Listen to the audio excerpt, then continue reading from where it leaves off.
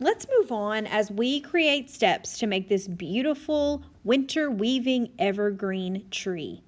Today we're going to make what's called a loom.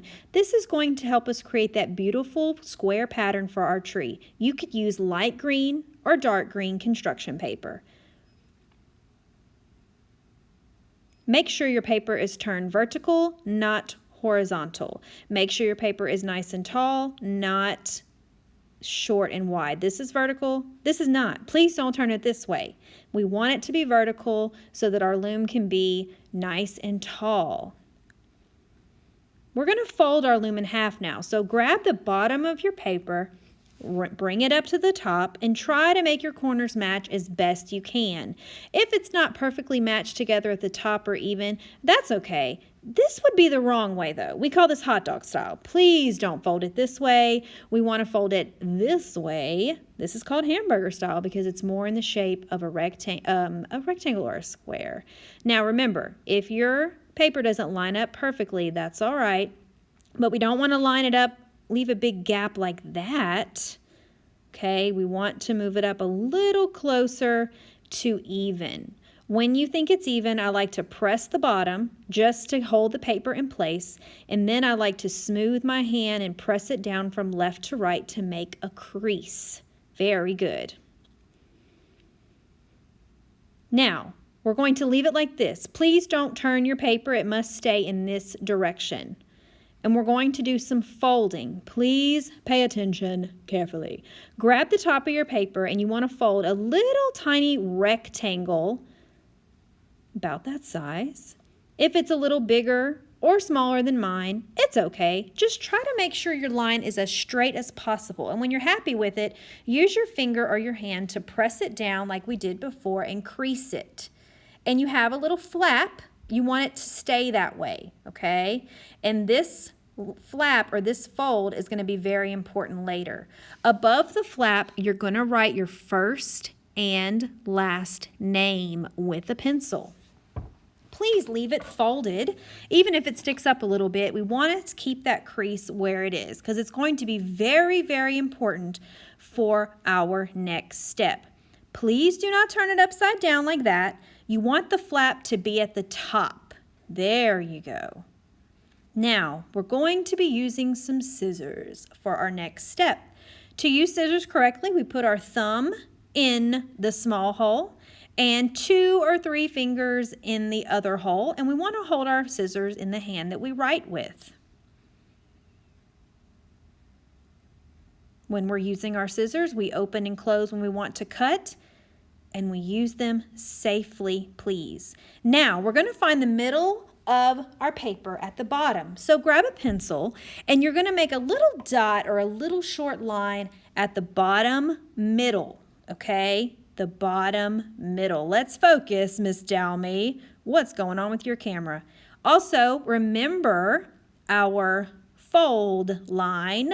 Later, we're going to call this the stop line. Please take your finger and run it across the fold or the stop line like I did to remind yourself that that is a very important stop line for later. Now, with your pencil, find the middle of the paper in the bottom. Not on the left or the right side, but in the middle. Not over here.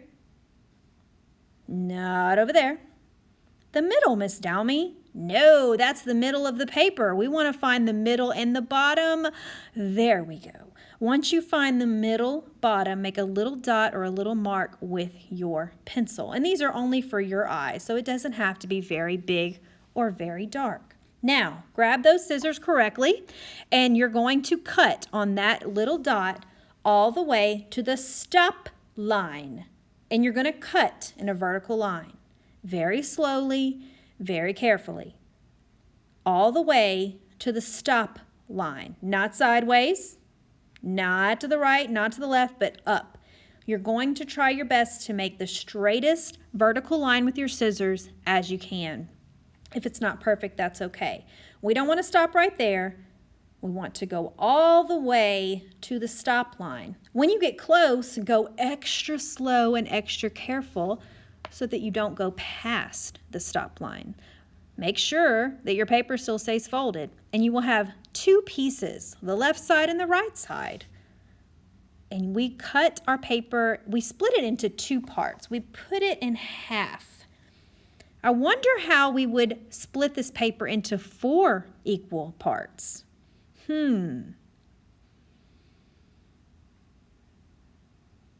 Now, if we split the left side in half, that would be great. Let's find the middle bottom again of the left side. Not there.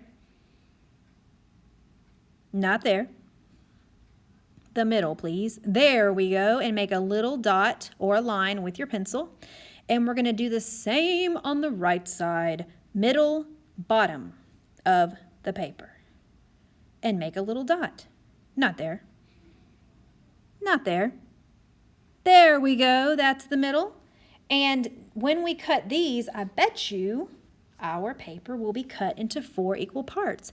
Put your pencil on that little dot on the left and cut the straightest vertical line you can all the way to the stop line. Once you get close, go very slowly so that you don't go past the stop line. And do the same thing on the right side. Cut up, straight as you can, all the way to the stop line. Very good. Now our paper is divided into 4 parts. Awesome. We just did some math, didn't we? Now, I wonder if we can divide this into 8 equal parts. If we divide these 4 parts in half again, we will have 8. And we're going to find the middle bottom of each one of these sections by making a little line, the middle bottom. Oh, get that last one in the middle. There you go. And we're going to be doing the same thing. Please go carefully because the more we cut, the weaker our paper becomes. So please be very careful so that your paper doesn't rip or tear. Please leave your paper folded the whole time. Once you cut a piece, your sections are going to be very skinny. Please be careful with these as the paper becomes weaker, all the way to the stop line. When you get close to the stop line, slow down so that you don't go past the stop line. Very good. And when you're done, you should have skinnier rectangle shapes in each one of your sections. Very good. And leave it folded, please. And you're going to have 8. If you did it correctly, you're going to have 8 different sections. Awesome job. This is our loom.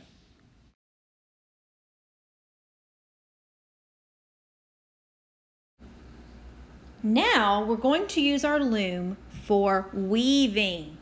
Weaving is a very important type of art where you use a pattern of over, under, over, under. So here's our loom. We're going to find our name at the front and make sure that our loom is vertical when we open it. This is vertical. This is how we're going to weave. It's important that it's vertical so we can follow the steps correctly. Not horizontal, vertical. This is horizontal. That is vertical. This is the direction you want your paper to go. Please be very careful with your loom today because we cut it into strips in 8 sections. We need to be careful because now our paper is a little weaker and we don't want it to rip or tear. Remember those tints and shades that we painted last time? Well, they dried and I've cut them into strips for you.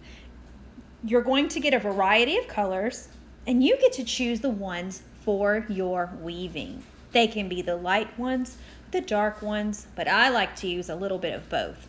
We're going to pretend that this strip of paper is a snake and that our loom is the ground. And this is going to help us decide if our paper or our snake goes under the ground or over the ground. First, take your strip of paper, lay it horizontal, and find the bottom of the loom and put it under the paper. That's right, put it under the paper. Our snake is underground. Now, we are going to make him go over the ground after he's under. To do that, we're going to make him come up and over the strips that we've cut. So, find the first cut after your snake is under the paper.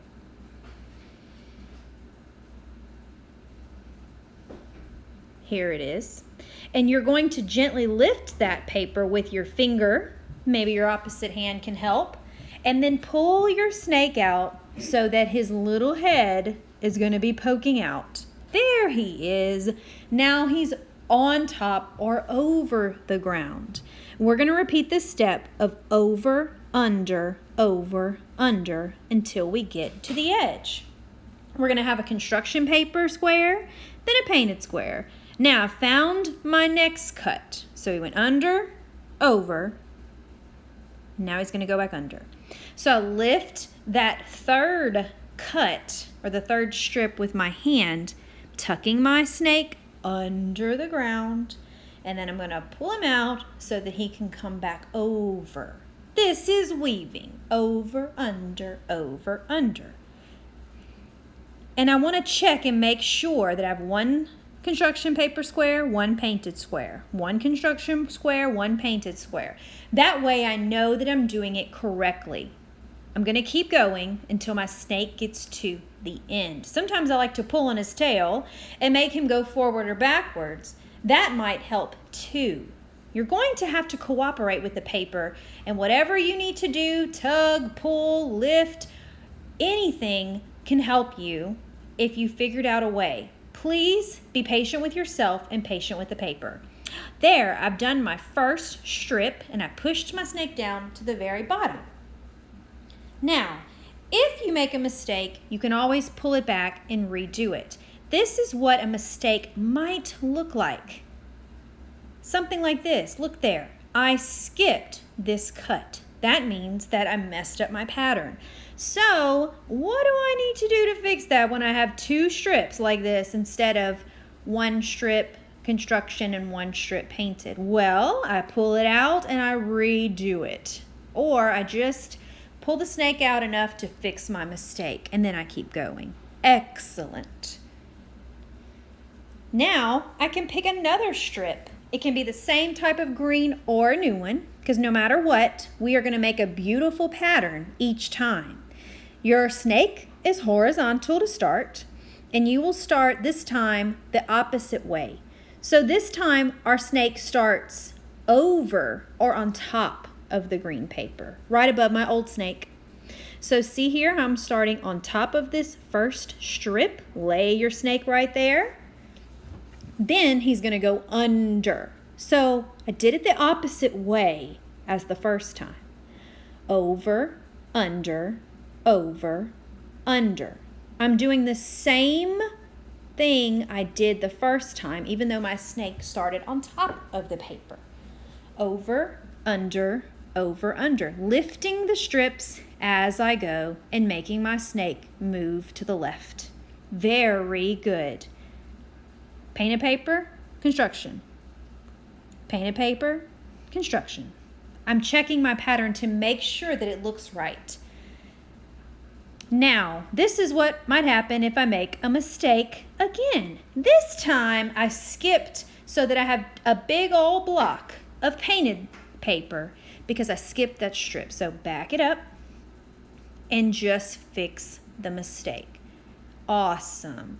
Weaving is a great piece of artwork to fix your mistakes because you don't have to start all over. All you have to do is pull the strip back and redo it. Very good. Now, time for my third one. This time, I'm going to start under the paper. Not over, under. My third strip needs to start under. There we go.